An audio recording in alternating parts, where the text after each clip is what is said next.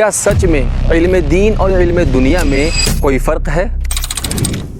رکیے، جواب شاید آپ کو حیران کر دے۔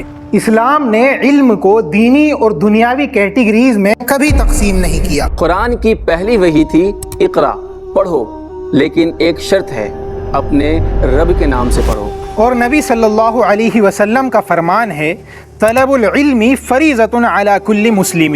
ذرا سوچئے، نہ قرآن نے علم دین کہا، نہ حدیث نے علم دنیا، پھر یہ تقسیم کیوں؟ اصل سوال یہ نہیں کہ آپ کیا پڑھ رہے ہیں، بلکہ اصل یہ ہے کہ آپ کیوں پڑھ رہے ہیں۔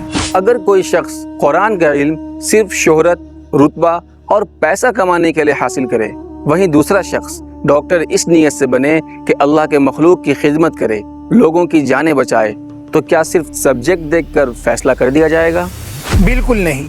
اللہ تبارک و تعالی نیت اور عمل دونوں دیکھتا ہے، اسی لیے کوئی بھی علم اپنے آپ میں جنت کا ٹکٹ نہیں بن سکتا۔ اور اللہ کے نبی صلی اللہ علیہ وسلم کی دعا تھی، اللہم انی اسألک علما نافعا۔ غور کیجئے، یہاں بھی تقسیم دینی اور دنیاوی پیمانے پر نہیں ہے، بلکہ نافع اور غیر نافع علم کی ہے۔ پہلے مسلمان اس بات سے خوب واقف تھے، اور اسی وجہ سے وہ صرف فقہ یا تفسیر میں ہی نہیں بلکہ میڈیسن، میتھمیٹکس اور ایسٹرونومی میں بھی دنیا کی قیادت کرتے تھے۔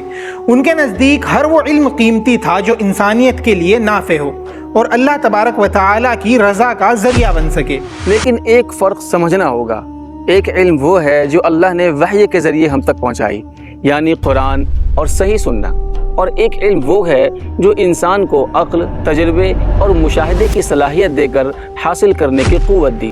میڈیسن، انجینئرنگ، میتھمیٹکس، ایسٹرونومی اور دوسرے سائنسز کے علوم اسی ذریعے ترقی کرتے ہیں۔ اسی طرح اصول حدیث، اصول فقہ اور دوسرے علوم انسانی تدوین اور استنباط کے نتیجے ہیں جن کی بنیاد قرآن و سنت پر قائم ہے۔ خلاصہ یہ ہے کہ علم میں تفریق کو ختم کر دیجیے اور دنیا کے تمام نافع علوم حاصل کیجیے تاکہ قوم کی ترقی ہو سکے۔ اور ہاں، آخرت میں فیصلہ اس بات پر نہیں ہوگا کہ آپ نے کیا حاصل کیا، بلکہ اس بات پر ہوگا کہ آپ نے کس نیت سے حاصل کیا اور اسے کس کام میں استعمال کیا۔